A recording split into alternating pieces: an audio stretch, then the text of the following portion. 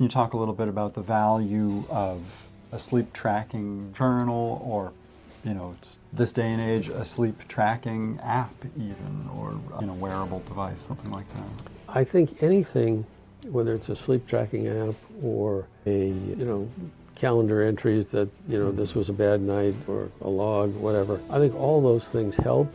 There isn't any real way to say how much one of those sets of factors might contribute in any particular case.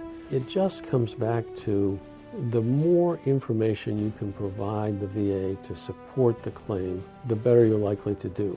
And that's as true of these claims as any other kind. Now, how much benefit you get from a particular kind of evidence in these cases? Welcome to the Victory Over VA podcast, a podcast about empowering veterans to overcome denied disability claims. Each week, we deliver critical insights to help you understand the disability process, veterans' benefits, and how to take control of your legal rights. Now here's your host, Attorney Francis Jackson.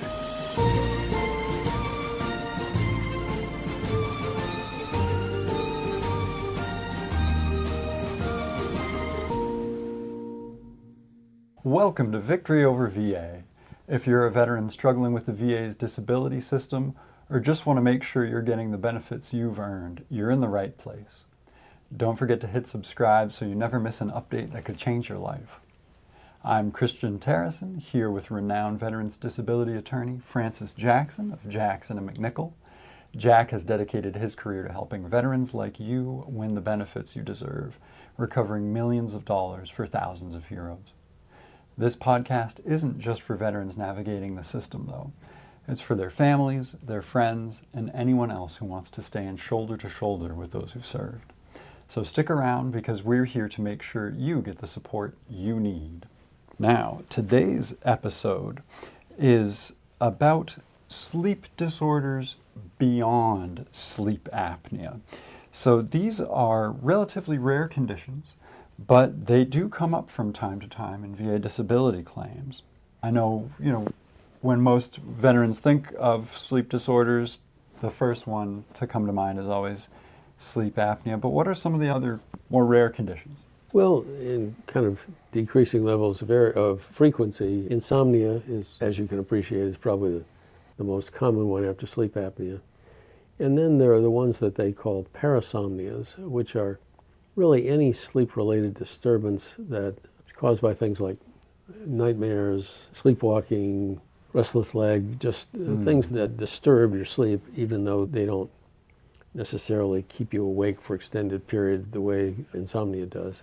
And then there are the really kind of more classic ones. I mentioned restless leg and narcolepsy, which is one of my favorites. Yeah, I can imagine that must cause a lot of problems. Why is it that these conditions often get overlooked in VA disability claims? Well, mostly because many of these are secondarily connected to service rather than directly connected to service. As you know, secondary service connection is something that people don't always come right to thinking about. They tend to think about the primary service-related condition. And, the other thing is insomnia, for example, is often not easily separated from the other conditions. So insomnia is often associated with one of the mental health conditions, whether it's PTSD or depression or anxiety, or it's associated with chronic pain from orthopedic injuries. It tends not to be a kind of first thought sort of a claim. So are there separate, rating codes for these other sleep-related conditions?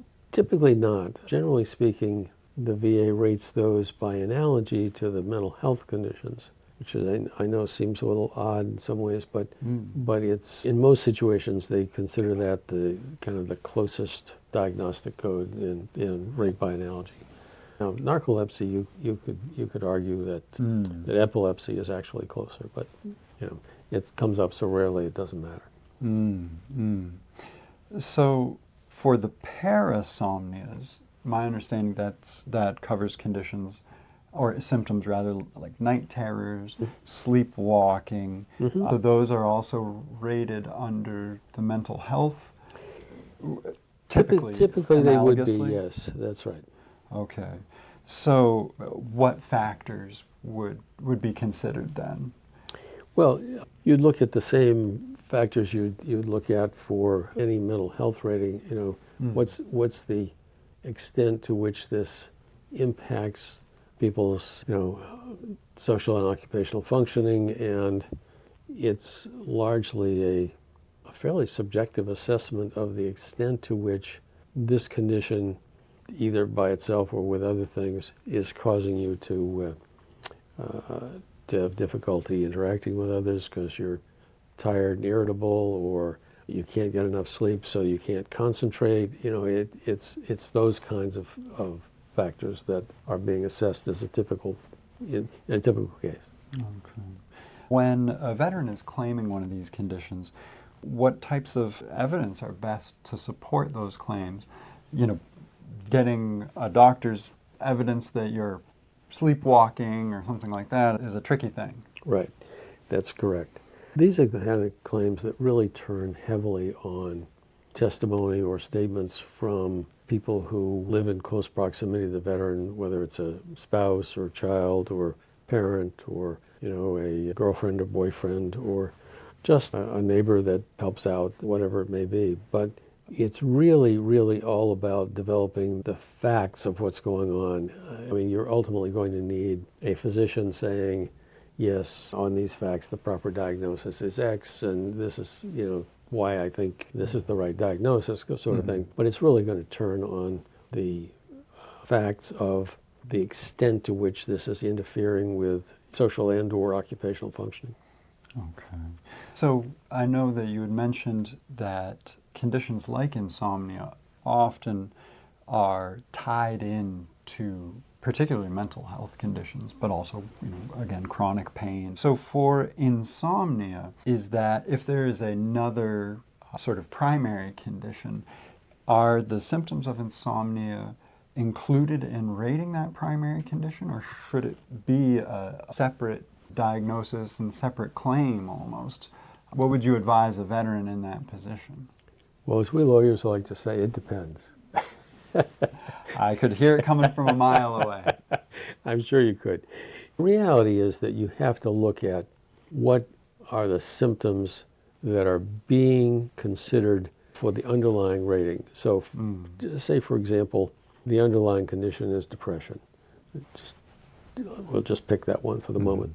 And if the depression by itself is so severe that it's going to be rated at something like 70%, where there's a lot of impact on both social and vocational functioning, then the insomnia is probably not going to be a big factor. But if you have depression that in and of itself doesn't seem terribly limiting, but there's insomnia such that the person's not able to get a level of sleep where they can function well, they're just always tired and irritable, they can't get along with other people because they're always grumpy and grouchy and yelling at people, or they're getting so little sleep that it's affecting their ability to concentrate and focus, then the insomnia may really contribute significantly to the rating.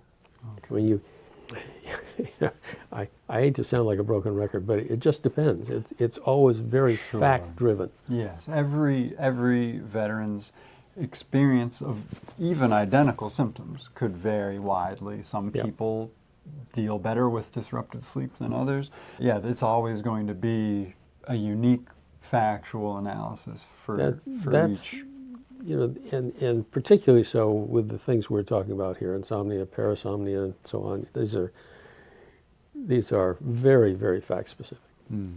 And you had mentioned the importance of getting that lay testimony, lay evidence from people in the veteran's life who see them struggling with sleep problems. Can you talk a little bit about the value of a sleep tracking journal, or it's this day and age, a sleep tracking app even, or wearable device, something like that? Sure. I have not had any actual experience with a sleep tracking app in any of these cases, so that's an interesting wrinkle. But I think anything, whether it's a sleep tracking app or calendar entries that, this was a bad night or a log, whatever, I think all those things help. There isn't any real way to say how much one of those sets of factors might contribute in any particular case. It just comes back to the more information you can provide the VA to support the claim, the better you're likely to do. And that's as true of these claims as any other kind. Now, how much benefit you get from a particular kind of evidence in these cases, I don't think there's any way you can give a black letter answer to that. Yeah, it's more driving home the concept that, every block counts when you're trying to build a wall. Yep. And so if you've got great, medical evidence, great evidence from, a wife or a husband who can testify to disrupted sleep, Yep. then it wouldn't hurt to have the sleep journal on top of that with the, That's right. the notes saying, yep, this day was bad, this day was good. Or the app or whatever. Right, I mean, none of that's going to hurt. Yeah. In terms of what particular piece of evidence is going to make this particular claim best, Right. there are too many imponderables. You just have to collect all the evidence you can. Yeah, belt and suspenders. Absolutely. Because you never know what will sway the decision maker at the That's regional right. office. That's right. They could get 10 claims across their desk with, friends, partners, whatever, saying, oh, this sleep problem's really bad. And yours is the one that has the printout from the, smartwatch app or whatever, Yep. showing the disruptions and just the vagaries of chance. That's why yours gets granted that day. It really stood out as having that extra piece of evidence. And that's the thing. I mean, VA claims in general are not real predictable in terms of what evidence will move the needle, but these claims are even more so. Yeah. And it's important for people filing claims to remember that at the end of the day, no matter how much the VA tries to systematize and normalize the decision-making process through regulations and all of that, it is a human being at the end of the day who is signing off on and making that decision. So there's always room to influence it in your favor. That's right. Yeah. And with that in mind, I guess, what are some mistakes that you see veterans making when trying to pursue these types of claims? Well, I haven't had occasion to see very many of these claims. Most of the time, when I've had cases where take Parasomnias, where the mental health symptoms were bad enough that Parasomnias were involved, the whole complex of symptoms was sufficiently severe that they were going to push the person to 70% or TDIU, or it's not that the parasomnia in and of itself is going to be a big deal. Right. And keep in mind that when you're rating things under the mental health rating schedule, there is the rule against pyramiding, meaning you can't get paid twice for the same symptoms. So if it gets lumped into the mental health piece as a symptom, then it doesn't get rated as a separate condition. Separate condition, sure. So there's no harm, and I want to make sure all of our listeners understand this, there's no harm in raising any of these as separate conditions. But do understand that in mental health particularly, it's likely that insomnia or parasomnia is just going to get rolled into the overall mental health rating. Okay. So the circumstances, I guess, in which a veteran should be most aware of their sleep symptoms would be in a case where there is not a mental health component in particular, because something like a chronic pain condition that leads to sleep disruption, would you say that's much less likely to account for sleep disturbance type symptoms? I think it's fair to say that there's less likelihood that the insomnia or parasomnia would get rolled into the rating. Yes, I think in those cases, you could make a better case for it being a secondary condition that should be separately rated. But, these are so fact-specific. It's very hard to give people any kind of a general rule. But if there's severe chronic pain that results in insomnia or parasomnias, then obviously you want to make sure that the VA is considering it. There's no harm in asking for a separate rating for it. It won't hurt anything. It may help. You can never tell.